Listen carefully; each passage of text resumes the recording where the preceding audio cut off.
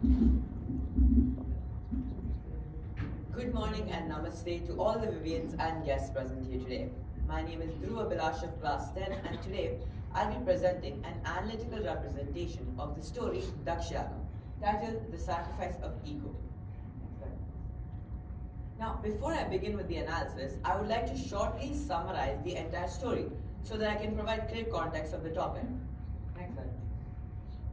King Daksha, driven by pride and arrogance, decided to host a grand yajna, but deliberately did not invite Lord Shiva or Sati, his eldest daughter and his son-in-law. Now, feeling slighted, Sati believed that as close family, they didn't require an invitation to attend the yajna, so she chose to attend despite Lord Shiva's warnings. At the yajna, Sati was welcomed and embraced by her mother and sisters, but Daksha completely ignored her presence. During the yajna, King Daksha openly insulted Lord Shiva in front of all the guests. Unable to bear the humiliation, Sati exhumed herself in the sacrificial fire. Enraged by her death, Lord Shiva created two fierce warriors, Veerabhadra and Bhadrakali, who destroyed the yajna and beheaded Daksha. Daksha was later resurrected with the head of gold after Lord Brahma apologized to Lord Shiva. Next slide, please. Let's take a look at the message behind the story, which is divided into three parts: ego and its consequences, Sati's sacrifice, and Shiva's wrath. Let's start with ego and its consequences. Daksha's actions symbolize the dangers of unchecked pride and ego. His refusal to invite Lord Shiva and Sati to the yajna, driven by his own arrogance, leads to conflict and disharmony. Ego blinds him to the importance of humility, which leads to his downfall and the destruction of his yajna. This shows how unchecked pride can escalate situations, which can cause harm not only to oneself but also to others. Next, let's look at Sati's sacrifice. Sati's act of throwing herself in the sacrificial fire symbolizes purity, willpower, and an unwavering devotion. Her sacrifice underscores the spiritual cost of pride. Now, what this means is that Daksha's actions, influenced by his ego, led to Sati's death. It also reflects and shows the importance of the consequences that arises from ego. But it also reflects Sati's true and strong commitment to Lord Shiva, because in the end, Sati chooses to act in accordance to her own beliefs despite the dangers. Now lastly, let's look at Shiva's wrath. Shiva's response to Sati's death through the creation of powerful warriors such as Veerabhadra and Bhadrakali represents divine justice. Shiva's wrath was not just that of vengeance, but it can be considered as a powerful force that destroys all negative and destructive elements like pride and arrogance. It emphasizes the importance of humility, self-awareness, and the need to respect others, because in the end, pride and arrogance can lead to destruction. Shiva's wrath serves as a powerful reminder that justice will always be served and the forces of ego cannot go unnoticed. Next slide, please. Now let's begin with the analysis. The diagram clearly shows that it is the self that inlimits the intellect, and the intellect gives rise to ego, thought, and consequently actions. It further illustrates how we can move from pride and distractions towards a higher purpose and fulfillment.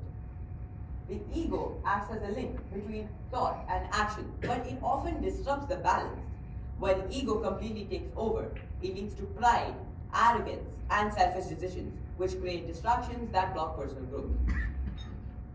The diagram reminds us that actions controlled by our ego prevent us from reaching our true potential. Now let's take a look at intelligence.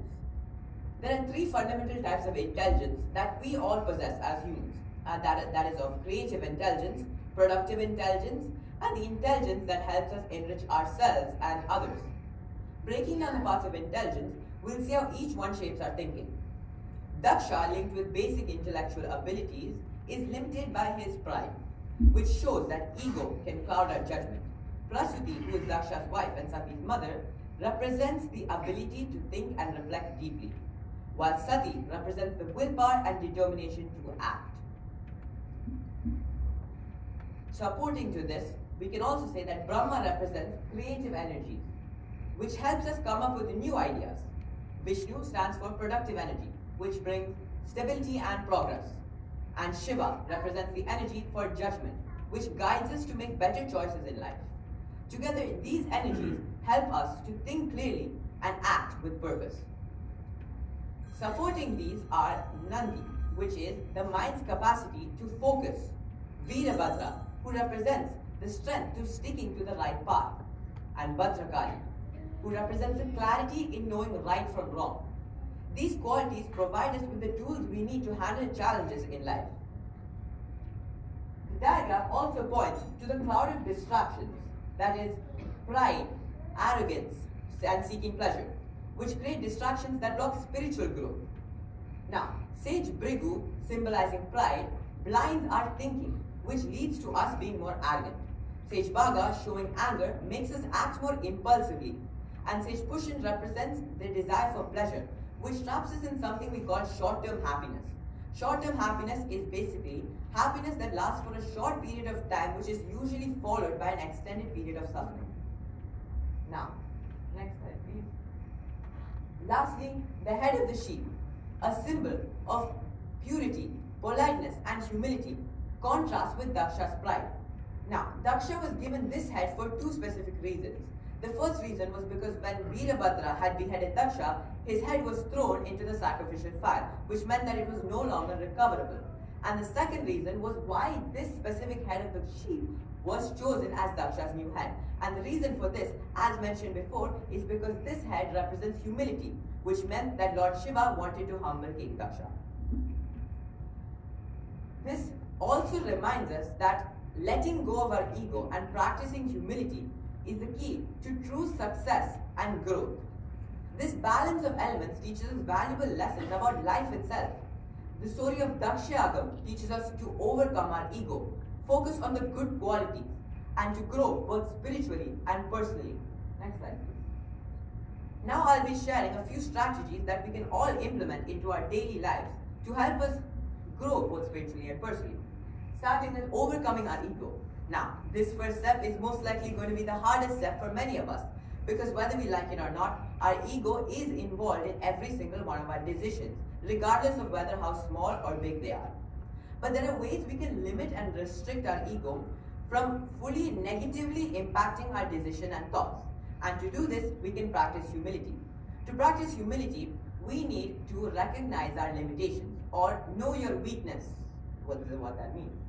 Harnessing your intellect. We can cultivate focus, determination, and the ability to make discerning decisions. And to support this, we can always think about how we can improve our creativity and productivity. Because at the end of the day, all it's going to do is enrich our lives and others. Understanding the consequences. Now, arrogance and disrespect is only going to cause disharmony and suffering. True strength comes from humility, devotion, and understanding the impact of your actions to others. And lastly, inspiring change. We can all learn from Daksha's prideful mistakes and the consequences that they brought upon. And we can always look to Shiva's transformative qualities and embrace them to grow spiritually and evolve. Next slide. I wish you all a very happy new year and thank you so much for listening.